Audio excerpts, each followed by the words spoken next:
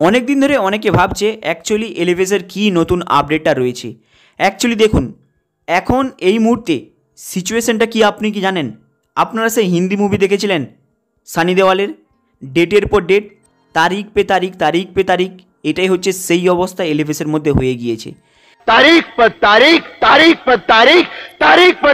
একটি জিনিস মাথায় রাখবেন, যারা কেস করেছে তাদের হয়তো অ্যামাউন্টটা গোপনীয়ভাবে হয়তো দিয়ে দিতে পারে, কিন্তু আদার্স যে পাবলিক রয়েছে তারাও কিন্তু সেই অ্যামাউন্টটা চায়, সেটা প্রত্যেকে জানেন।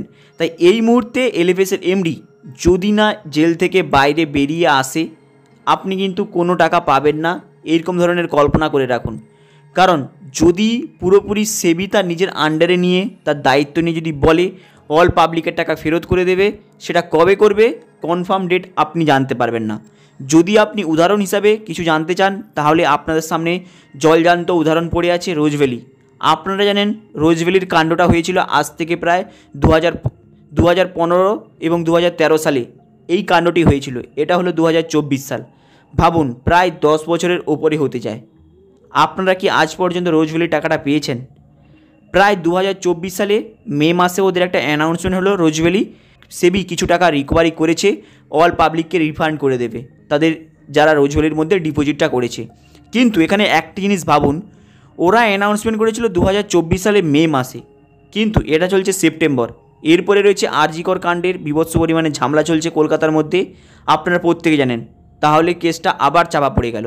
দেখতে দেখতে 2024 সাল শেষ, 25 সাল স্টার্টিং। আরজি কর কাণ্ডের মেন এখনও ফ্যাসলা হয়নি, কিছুই হয়নি, জাস্ট ডেটের পর ডেট সেটাও ঝুলছে। এরপরে রোজ ভ্যালির টাকাটা কবে পাবে জাস্ট সেবি অ্যানাউন্সমেন্ট করেছে, কিন্তু কবে কিভাবে পাবে তার কোনো অ্যানাউন্সমেন্ট নেই। কারণ ওদের জাস্ট 4টে কোটা হিয়ারিংয়ের মধ্যে 2টো হিয়ারিং কমপ্লিট হয়েছে।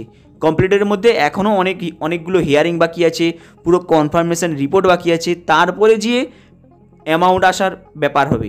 এখানে এটা ভাববেন না যে রোজ ভ্যালির টাকাটা সেবি দায়িত্ব নিয়েছে, আরবিআই দায়িত্ব নিয়েছে মানে তারা নিজের গাঁট থেকে দেবে কিংবা তাদের কোনো সংস্থা থেকে দেবে, এই জিনিসটা ভাববেন না। ওই যেটা রিকভারি করবে সেই অ্যামাউন্টটা প্রত্যেকের মধ্যে ডিস্ট্রিবিউট করে দেবে একটা পার্সেন্টেজ হিসাবে। সেম এই যে আপনারা এলিফেসের ব্রোকারে দেখছেন, এলিফেসের ব্রোকারে যদি পুরো দায়িত্বটা যদি আইনের হাতে যায়, তাহলে কবে আপনি টাকা পাবেন তার কোনো হদিস নেই, আপনাকে কেউ বলতে পারবে না।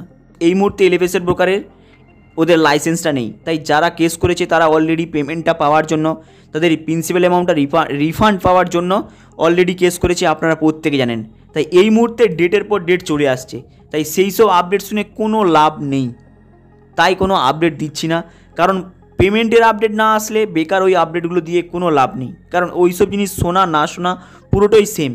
তাই এই মুহূর্তে একটা জিনিস মাথায় রাখবেন, যতক্ষণ না পর্যন্ত এলিফেসের এমডি বাইরে বেরিয়ে আসতে পারছে, প্রত্যেকের পেমেন্ট কি হবে তার সম্পর্কে আপনাকে কেউ বলতে পারবে না। তাই যারা কেস করেছে তারাও চেষ্টা করছে তাদেরকেও কিছু অ্যামাউন্টটা রিফান্ড করে দেবে, এরকম ধরনের প্ল্যানিং চলছে।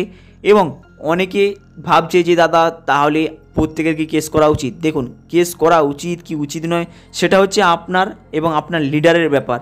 এখানে সেই বিষয় নিয়ে আলোচনা করে এখানে কোনো লাভ নেই, কারণ এই ভিডিওটি অনেকে অনেক জায়গা থেকে দেখছে, কার কি মন্তব্য, কোথায় কি হচ্ছে। এবং এলিভেস যে ব্রোকার হাউসটা রয়েছে এটা কিন্তু অল ইন্ডিয়ার মধ্যে জুড়ে রয়েছে, এমন নয় যে শুধু আরামবাগের অফিস রয়েছে। তাই কোথায় কি করছে সেটা কেউ বলতে পারবে না, কোথায় কাকে কি পেমেন্ট দিয়েছে, লিডারের কি বক্তব্য, কোন লিডার কাকে হেল্প করেছে, এগুলো হচ্ছে যার পার্সোনাল, যে যার ব্যক্তিগত ব্যাপার, যে যার এলাকা অনুযায়ী তাদের ব্যাপার। তাই এই বিষয় নিয়ে আলোচনা করছি না। এখানে মেন বিষয় হলো এলিফেসের এমডি যতক্ষণ না জেল থেকে বেরিয়ে আসছে ততক্ষণ কিন্তু কেউ পেমেন্ট পাবেন না, এটা হচ্ছে বেসিক ধরে রাখুন। কারণ এমডি যদি জেলে থাকে কোনো কোম্পানির, সেখানে পেমেন্ট কি পাওয়া যাবে আপনারা কল্পনা করতে পারেন। কিন্তু এখানে দুটো সাইড ওপেন হয়ে আছে, অনেকে চাইছে এলিফেসের এমডিকে বাইরে বের করে নিয়ে আসা হোক, তারা বলছে পেমেন্ট ক্লিয়ার করা হোক কিছু পরিমাণে, এরকম ধরনের অনেক মতভেদ চলছে। প্লাস এখানে যে কেস করেছে সেখানে ডেটের পর ডেট হয়েই আসছে। প্লাস আপনারা প্রত্যেকে জানেন যারা এসডিএফএক্সে রয়েছে তারা অলরেডি এলিফেসের মধ্যেও ডিপোজিট করেছে, এসডিএফএক্সের মধ্যেও ডিপোজিট করেছে। কারণ এলিফেসের অবস্থাটা যখন খারাপ হয়ে আসে সেই সময় কিন্তু এসডিএফএক্স মার্কেটে এসেছিল। তাই অনেকে এই ভিডিওটি যারা শুনছে তাদের কিন্তু এসডিএফএক্সেও ডিপোজিট রয়েছে, এলিফেসেও ডিপোজিট রয়েছে। কিন্তু এখানে দুঃখের বিষয়, এসডিএফএক্স এলিফেসের থেকে বেশি অ্যামাউন্ট রিটার্ন করে দিয়েছে, কিন্তু এলিফেস তার মাঝেই তার নিজস্ব ব্রোকার হাউস থাকার সত্ত্বে সে কিন্তু ডুবে গিয়েছে। মানে আপনি পয়সা ডুবে গিয়েছে বলতে পারেন, এরকম ধরনের মনোভাব। কিন্তু এমডি জেল থেকে বেরিয়ে এসে আদৌ পেমেন্ট ক্লিয়ার করতে পারবে 100% পাবলিকের? এখানে হচ্ছে মেন বিষয়। তাই সবাই আশা করছে পেমেন্টের জন্য। এবং আপনারা হয়তো অনেকে নিউজগুলি শুনছেন এসডিএফএক্সের প্লাস এলএফএসের, কারণ অনেকে আছে যারা এলএফএসের ডিপোজিট প্লাস এসডিএফএক্সেরও ডিপোজিট রয়েছে। এলএফএসের যেই সময় পেমেন্টের গড়বড়ি চলে সেই সময় কিন্তু অনেকে এসডিএফএক্সের মধ্যে ডিপোজিট করে। তাই অনেক কিছু হয়তো আপনারা আপডেট শুনছেন। তাই পেমেন্টের এমন কোনো 100% কনফার্মেশন রিপোর্ট আসলে এলএফএসের সম্পর্কে তাহলে আপনাদেরকে বলে দেবো। কিন্তু এখন জাস্ট ওই ডেটের পর ডেট হয়ে আসছে, সেখানে এমন কোনো বড় আপডেট নেই। তাই পেমেন্টের কিছু আপডেট আসলে আপনাদেরকে দিয়ে দেবো। এখন কোনো এরকম পেমেন্টের কোনো কনফার্মেশন আপডেট নেই। হাই গাইস, আপনাদের এই আপডেটটা কেমন লাগলো লাইক অ্যান্ড সাবস্ক্রাইব করে দেবেন। চলুন দেখা হবে আবার নেক্সট ভিডিওতেই।